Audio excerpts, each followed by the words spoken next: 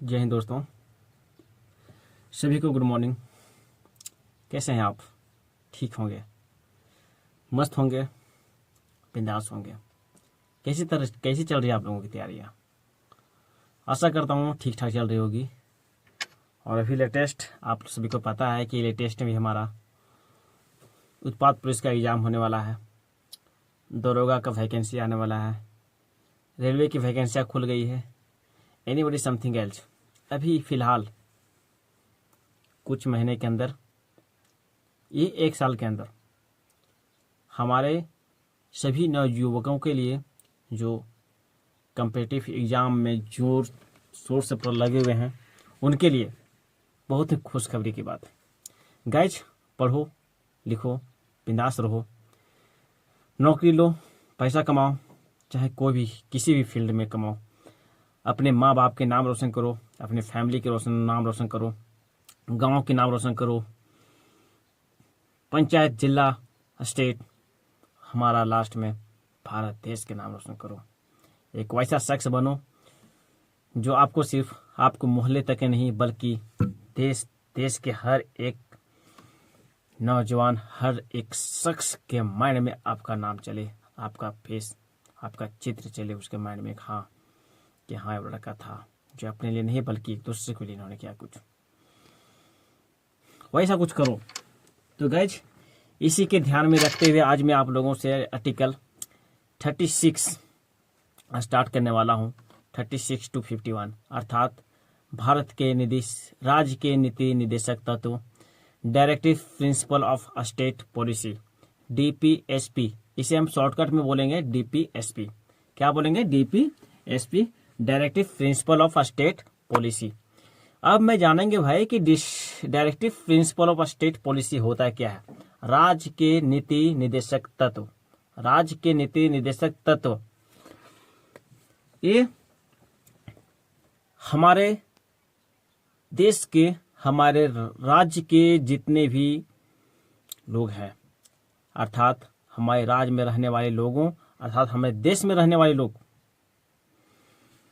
को एक नियमित तौर तरीका से एक अच्छा जीवन जीने के लिए, एक अच्छा अपने लिए, अपने परिवारों के लिए, अपने देश के लिए, अपने देश हित के लिए, राष्ट्र हित के लिए कुछ करने के लिए हमारा राज्य सरकार के द्वारा हेल्प किया जाता है, सहायता प्रदान किया जाता है, ताकि हम अच्छा से अपना जीवन यापन कर सके, एक दूसरे की बराबरी में आ सके। उसके तरफ से, मतलब राज्य के तरफ से, लोक कल्याण हेतु सामाजिक, राजनीतिक और आर्थिक, ये तीनों रूप में समान लाने के लिए, बराबर लाने के लिए अपने तरफ से राज्य कुछ योजनाएं लाते हैं, कुछ ऐसा फंड लाता है हमारे विकलांगों के लिए, हमारे वृद्ध माता एवं माताओं के लिए, एवं पिता स्वरूप हमारे वृद्ध बुजुर्गों के लिए जो योजनाएं लाता है, जैसे वृद्धा पेंशन हो गया, फिर विकलांग के लिए विकलांगता के रूप में जो योजनाएं कुछ लाता है, उसे कुछ राशि के रूप में, और कुछ चेयर्स वगैरह हो गया, या फिर कुछ फंड वगैरह उसको देता है। इसी तरह राज्य को लगता है कि हाँ, हमें अपने तरफ से इस राज्य में हमारे राज्य के लोगों के लिए, उसके विकास के लिए, उसके और से भी जो अमीर है उसके बराबर आने के लिए हम अपने तरफ से कुछ हेल्प करें जनताओं को, तो राज्य उसको अपने तरफ से हेल्प करता है। लोक हित के लिए निःशुल्क विधि सहायता सभी को देता है, नियोजित दशाओं में हेल्प करता है। अर्थात कोई भी हमारा सरकारी फंड कर्मी लोग हैं, वो यदि काम करते करते डिप्रेशन में आ जाते हैं तो उसको कुछ रेस्ट दिया जाता है, कुछ हल्का काम दिया जाता है। इसी तरह हमारे देश में काम करने वाले तमाम सभी महिलाएं जो सरकारी जॉब कर रही है, उसे हेल्प करती है। कब? जब वह प्रसूति जिसको बोलते हैं, जब वह प्रेग्नेंट होती है तो प्रेग्नेंट होने से 3 महीना पहले, प्रेग्नेंट होने के बाद, मतलब बच्चा होने से पहले, बच्चा होने से 3 महीना पहले और 3 महीना बाद तब उसको छुट्टियां दे दी जाती है और उसकी राशि 1 रुपया भी कटौती नहीं करता है। ये होता है हमारा राज्य के नीति निदेशक तत्व की तरफ से राज्य के द्वारा हेल्प हमारे सभी महिलाओं के लिए। इसी तरह अन्य सभी हमारे यूसीसी यूनिफॉर्म सिविल कोड, इसमें भी हमारा समान सभी को हक दिलाता है। विवाह के लिए हो गया, अर्थात जितनी भी हमारे महिलाएं जिसको जो जमीन में जो माँ बाप का जो जमीन होता है जिसमें सिर्फ बेटा लोग के हक होता था, लेकिन अब किसका भी हक है, तो हमारा आने वाले समय में महिलाएं लोग के भी उतना ही हक होगा जितना हमें अपने बाप के संपत्ति पे हक है। हाँ, तो इसी तरह इसी का ध्यान में रखते हुए हमें और बहुत सारे हेल्प करती है। अनुसूचित जनजाति जाति की आयु का गठन करता है भी, इसी में भी हमारा है।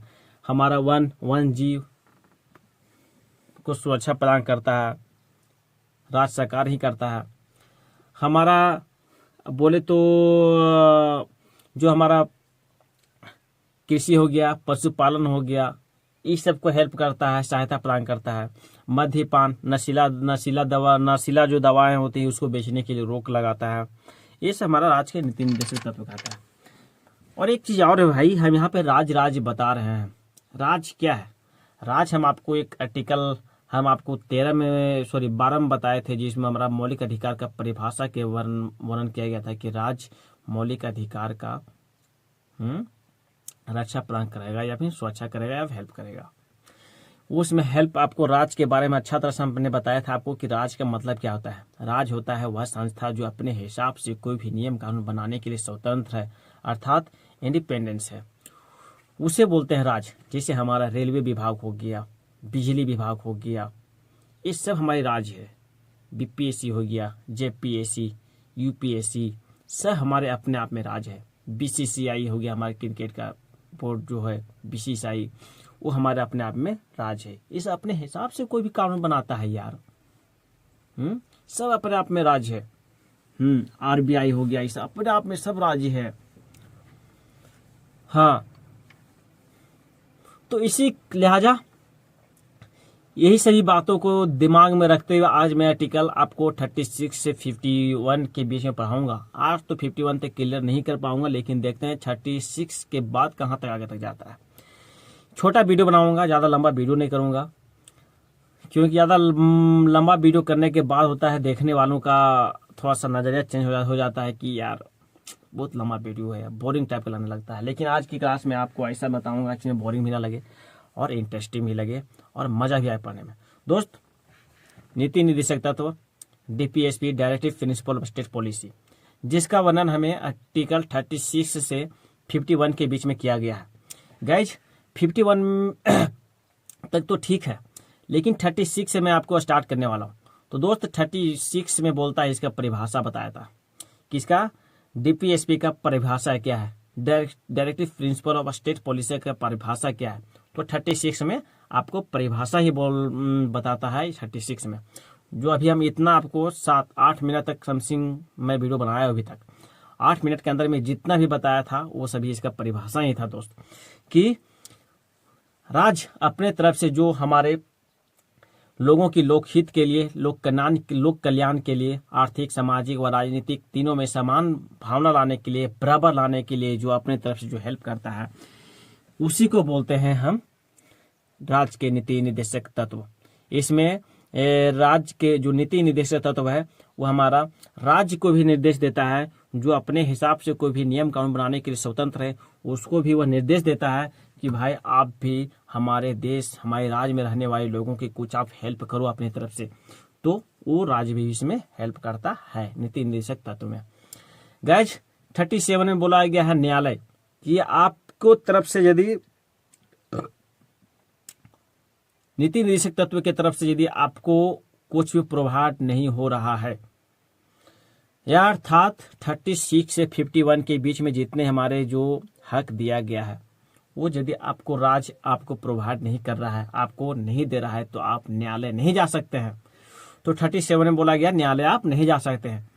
क्यों नहीं जा सकते हैं भाई? क्योंकि वह राज्य के नीति निर्देशक तत्व में है। और 37 में आपको बोल दिया गया है कि यदि आपको इसमें से यदि कोई प्रोवाइड नहीं भी होता है तो आप इसमें न्यायालय नहीं जा सकते हैं। आप न्यायालय जाओगे तो आपको सुप्रीम कोर्ट या फिर हाई कोर्ट या जो एडवोकेट जनरल जो हाई कोर्ट में होता है और सुप्रीम कोर्ट में जो अटॉर्नी जनरल होता है और हमारे डिस्ट्रिक्ट कोर्ट में कौन सा होता है? पब्लिक प्रोसिक्यूटर, पीपी जिसको बोलते हैं, पीपी पब्लिक प्रोसिक्यूटर।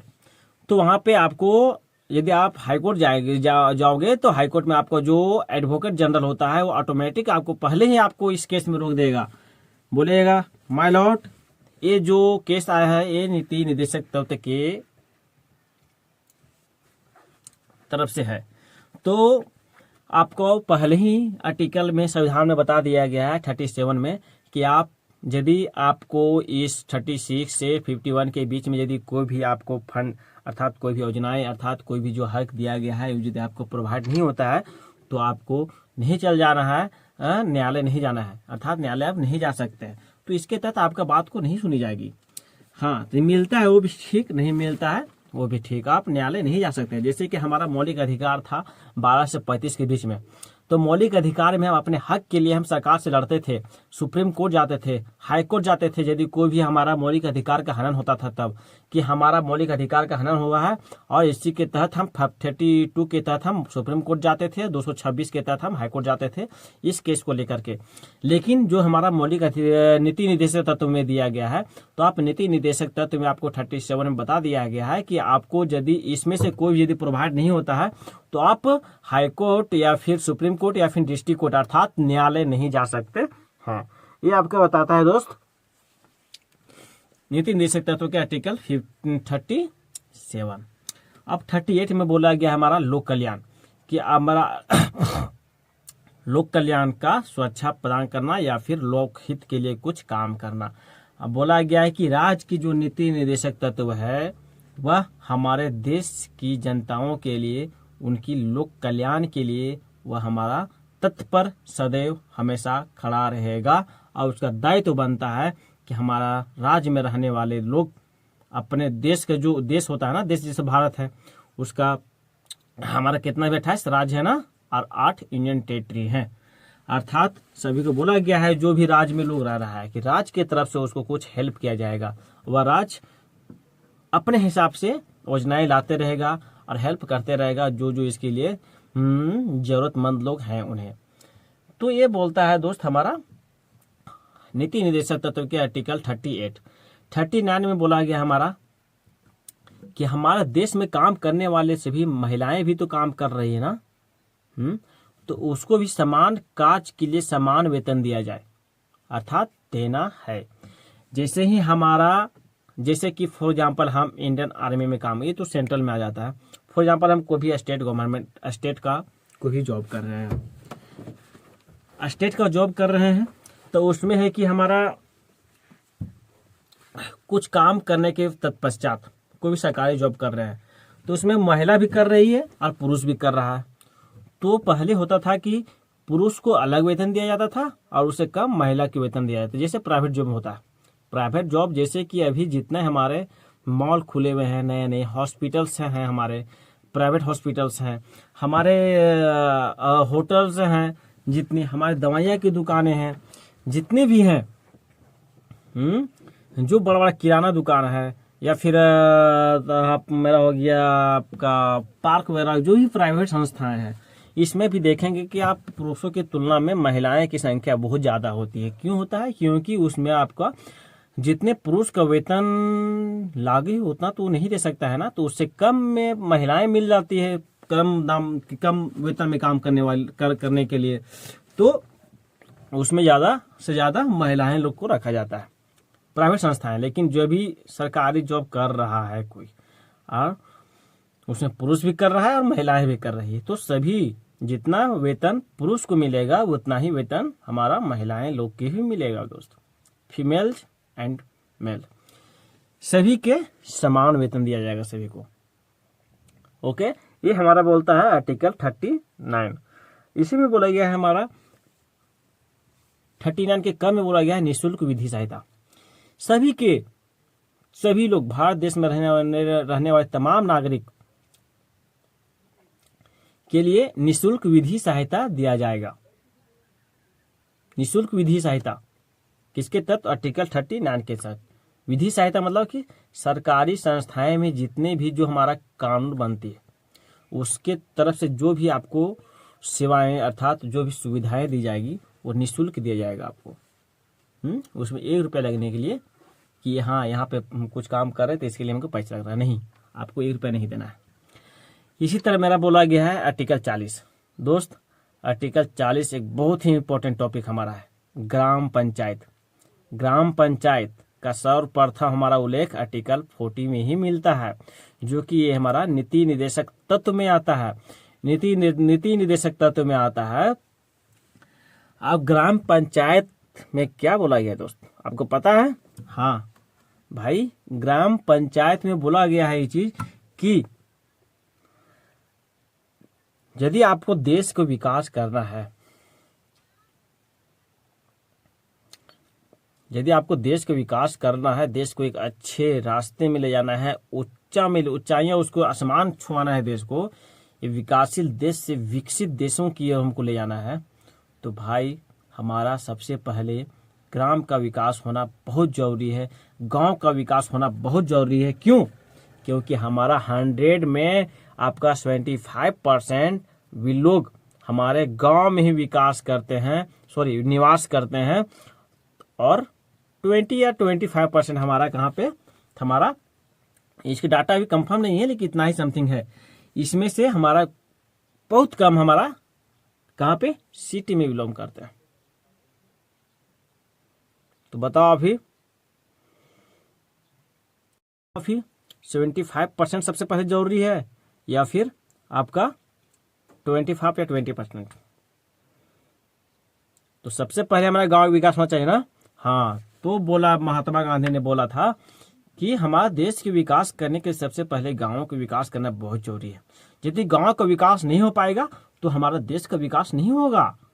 सिटी को विकास करके आप क्या कर पाओगे? 20%, 25% लोगों का विकास करके आप क्या कर पाओगे? अरे भाई, हमें सबसे पहले विकास होने के लिए, देश को विकास करने के लिए गांवों की विकास करना बहुत जरूरी है, बहुत जरूरी। और इसी के खिलाफ हमारे बाबा साहेब भीमराव अंबेडकर साहब थे, जिन्होंने बोला कि नहीं, हम यदि पंचायती राज व्यवस्था लाएंगे, ग्राम पंचायत लाएंगे, तो हमारा जितना जो हम फंड जो मेरा ऊपर से आएगा विधायक के थ्रू, मुख्यमंत्री तरफ से विधायक के पास आता है ना, राज की तरफ से सबसे पहला फंड हमारे विधायक के पास ही आता है दोस्त। तो वो अकेले कहाँ घूम के आएगा वो? तो भीमराव अम्बेडकर साहब ने बोला था कि यदि पंचायती राज व्यवस्था लाएंगे तो सारा जो हमारा मुखिया बनेगा, प्रमुख वगैरह बनेगा, जिला परिषद वगैरह बनेगा, वो सब खा जाएगा पैसा ही, और अच्छा खासा पैसा पूरा खाएगा।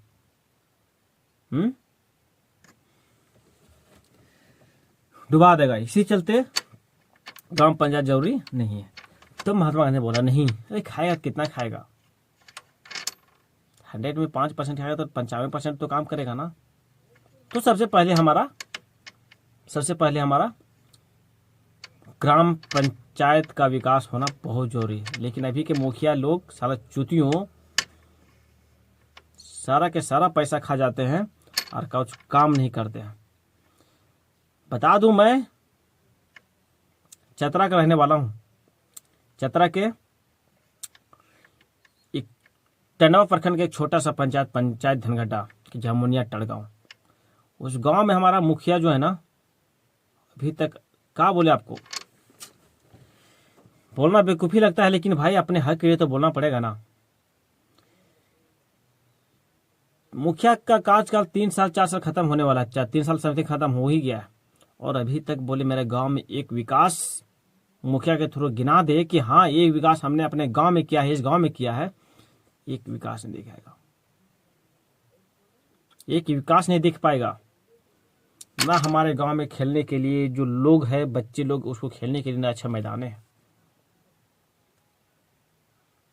न अच्छी लाइट बत्तियां हैं, जो चौक चौराहे में देने के लिए था, जो आया था संस्थाएं उधर से आया था, सरकारी फंड के माध्यम से, वो नहीं है।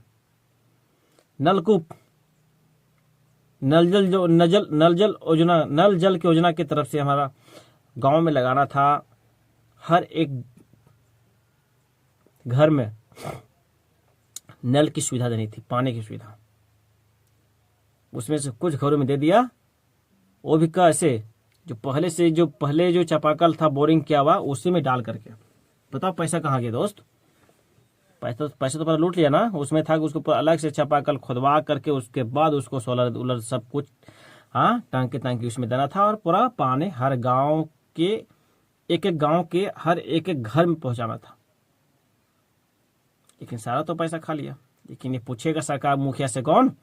क्योंकि हमारे गांव में भी वोट देने वाला सब महाच्युतियों से कम नहीं है। लोग पैसे में बिक जाते हैं। लो भाई भोगो 5 साल, पैसा में बिके हो तो भोगो। सही काम हो रहा है दोस्त। जब तक हमारा, बता दूं, जब तक हमारे देश के लिए एक अच्छा पढ़ा लिखा नौजवान नहीं उठेगा, राजनीति में नहीं आएगा, तब तक हमारा देश का विकास होने वाला नहीं है। यही 4 चमनचूतियां अनपढ़ों के कारण,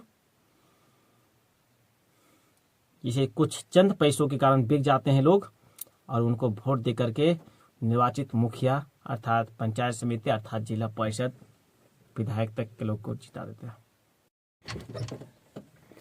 लेकिन कोई नहीं, उधर की बात उधर रहे। मैं तो बता रहा हूँ आपको DPSP directive principle of state policy का आर्टिकल 40। हाँ, तो इसी आर्टिकल 40 में हमारा ग्राम पंचायत का व्याख्या किया गया है। इसके बारे में बताया गया है कि हाँ, हमारे देश के विकास के लिए, हमारे राज्य के विकास के लिए सबसे पहले हमारे ग्रामों का विकास होना बहुत जरूरी है। इसके तहत आर्टिकल 40 में ग्राम पंचायत का वर्णन किया गया है। हाँ, इसी में बोला गया है कि हम आर्टिकल 40 के तहत ग्राम पंचायत रहेगा और ग्राम पंचायत का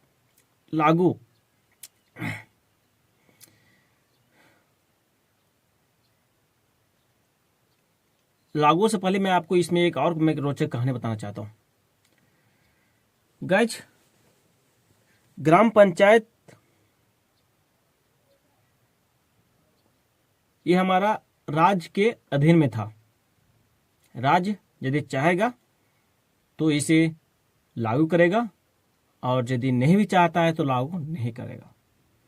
क्योंकि लागू नहीं भी करेगा तो हम कुछ नहीं कर सकते थे, क्योंकि ये DPSP directive principle of policy नीति निर्देशक तत्व में था।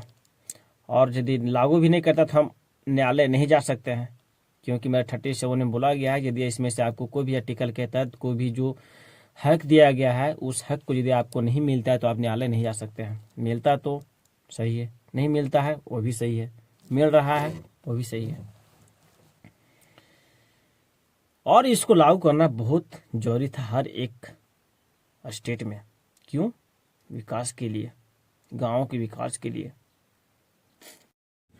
जी हाँ दोस्तों, तो इस पंचायती राज व्यवस्था को लागू करना हर एक स्टेट में बहुत जरूरी था, बहुत निहायत ही जरूरी था।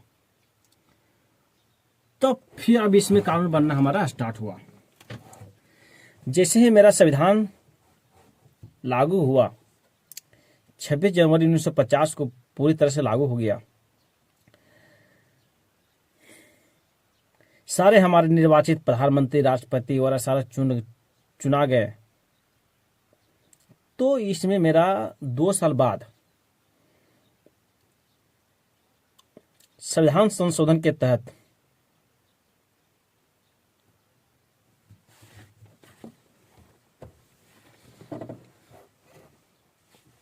उन्नीस सौ 52 में सामुदायिक विकास कार्यक्रम लाया गया। इसमें से हमारा स्टेट के जनताओं के द्वारा लोग पंचायती राज व्यवस्था का मांग करना स्टार्ट कर दिए कि हाँ, पंचायती राज व्यवस्था होना चाहिए, हर एक स्टेट में होना चाहिए। और इसी सामुदायिक विकास कार्यक्रम 1952 के तहत लोग एकजुटता अपना दिखाना स्टार्ट कर दिए। किसके खिलाफ? तो स्टेट गवर्नमेंट, मतलब कि हमारा सरकार के खिलाफ, स्टेट के खिलाफ नहीं, सरकार के खिलाफ। इसी तरह हमारा फिर 1952 में फिर बलवंत राय मेहता समिति आया, जिन्होंने फिर त्रिस्तरीय पंचायती राज का गठन किया। इन्होंने भी इस समिति में बोला कि ग्राम सभा के लिए ग्राम पंचायत, जिला स्तर के लिए जिला परिषद और राज्य स्तर के लिए अब जिला परिषद ग्राम स्तर के लिए ग्राम सभा, ब्लॉक स्तर के लिए पंचायत समिति गठन होना जरूरी है, और फिर जिला स्तर के लिए जिला परिषद का गठन होना बहुत जरूरी है। इसी तरह फिर मेरा इसमें फिर ज्यादा जोर बीच में नहीं दिया गया, तो 1977 में फिर अशोक मेहता समिति आया। इन्होंने 4 स्तरीय पंचायती राज का निर्माण किया, मतलब मांग किया। राज्य स्तर के लिए राज्य सभा परिषद, जिला स्तर के लिए जिला परिषद, मंडल स्तर के लिए मंडल परिषद, और ग्राम स्तर के लिए ग्राम परिषद अर्थात ग्राम सभा का मांग किया। उसके बाद 1985 में पीवी राव समिति 1985 में लाया गया, और उस समिति के माध्यम से हमारा जो ये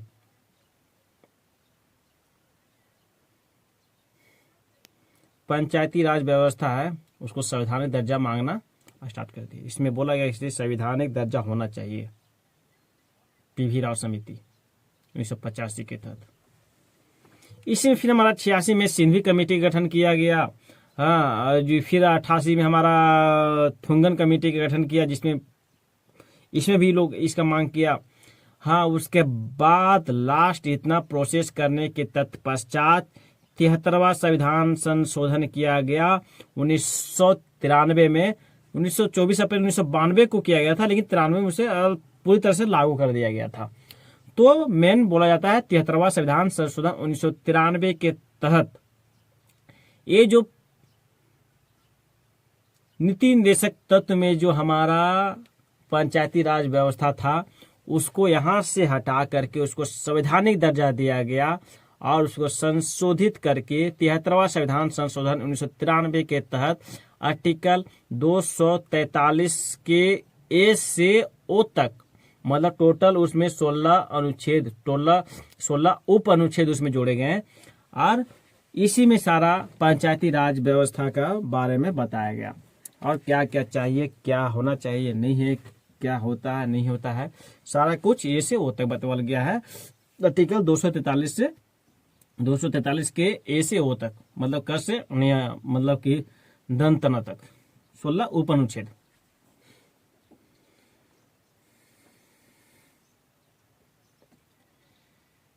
और बोला गया कि इतना के आर्टिकल के तहत जो ग्राम पंचायत है उसको संवैधानिक दर्जा दिया गया, और उसी समय से हमारा भारत देश के हर एक स्टेट में ग्राम पंचायत को करना निहायती जरूरत था। क्यों? अब अपना उसका हक नहीं भाई, उसका संवैधानिक दर्जा मिल गया, पंचायती राज व्यवस्था का संवैधानिक दर्जा मिल गया। हाँ,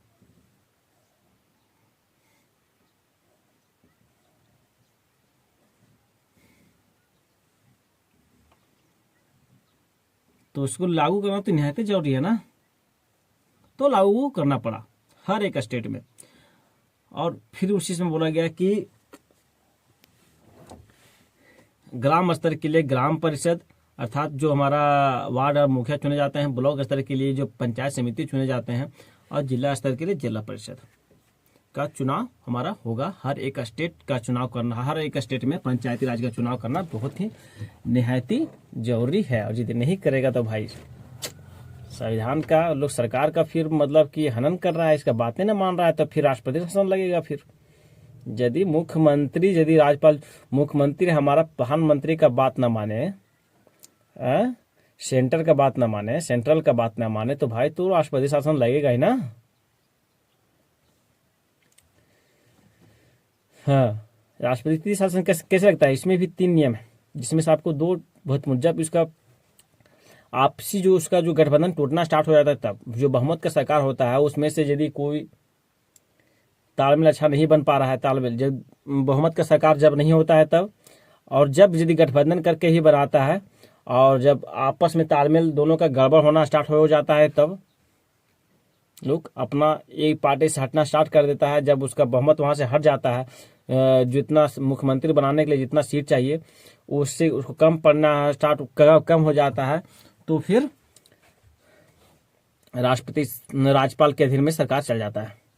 राज्यपाल के अधीन में चल गया मतलब कि राष्ट्रपति शासन लग गया, प्रेसिडेंट रूल लग गया।